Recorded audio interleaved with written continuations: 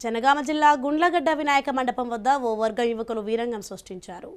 అమ్మాయిలను బైక్తో గుద్ది అసభ్యంగా ప్రవర్తించి చేసుకుని తీవ్ర దుర్భాషలాడారు. గొడవను ఆపేందుకు వచ్చిన మహిళపై యువకులు అసభ్యంగా ప్రవర్తిస్తూ మంగళసూత్రం తెంపి గాయపరిచారు. అడ్డుకున్న అమ్మాయిల తండ్రిని చితకబాదారు.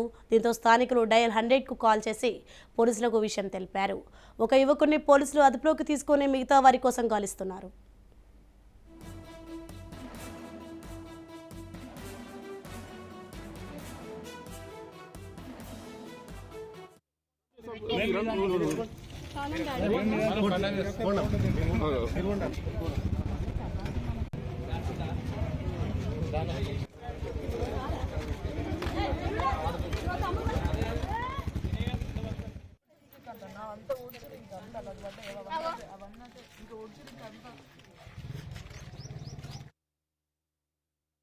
నలుగురియే తెలుసు, మిగతా వాళ్ళే మాకు తెలియదు. మమ్మల్ని ఎక్కడ పడితే అక్కడ ముట్టుకోవడం, నూకేయడం. మా పరిస్థితి ఎట్లుంటుందంటే కుక్కల కంటే హీనంగా ఉంది. ఘోరంగా రోడ్డు మీద ఆడవాళ్ళని ఇంతమందిని చేస్తున్నా కానీ ఒక్కరు కూడా వచ్చిన వాళ్ళు లేరు, దిక్కు లేదు. మాకు ఇంకొన్ని రోజులు ఇంకా కొంచెం సేపు అయితే ఏం చేస్తారో మాకే తెలియదు.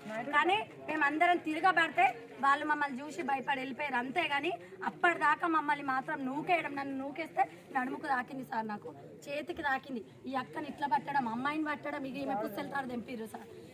కాకపోతే 20 మంది మరి ఒక ఆడపిల్లని ఎందుకు అంటారు అని ఆడపిల్లలకు న్యాయమే లేదు. తెలంగాణ ఆడపిల్లలకు అది ఘోరం సార్. మా వాళ్ళు కూడా ఇక్కడ నిలబడ్డారు కానీ ఒక్కరు వచ్చి ఆడపిల్లలని ఎందుకు అంటారు అని ఒక్కరు కూడా రాలేదు సార్. మేమైతే మాత్రం వాళ్ళ ముంగట బలైపోయినాం సార్. నలుగురియే తెలుసు, మిగతా వాళ్ళే మాకు తెలియదు. మమ్మల్ని ఎక్కడ పడితే అక్కడ పోయిండు. మళ్ళీ ఊరికొచ్చి డాడీని కొట్టిండు. బండి తాళం తీసుకుండు, అక్క చేతి పట్టుకుండు. నేను అక్క చేతి పట్టుకుంటా అని చెప్పి నేను ఇట్లా గుంజినా, నన్ను నొక్కిండు. అట్లా ఇంకొక ఆంటీ ఆడపిల్లల మీద చేసేస్తావా అని చెప్పి వచ్చింది. ఆంటీ పుస్తలతో చంపేసిండు.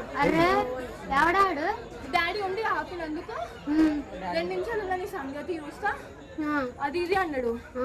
పోయిండు. మళ్ళీ ఊరికొచ్చి డాడీని కొట్టి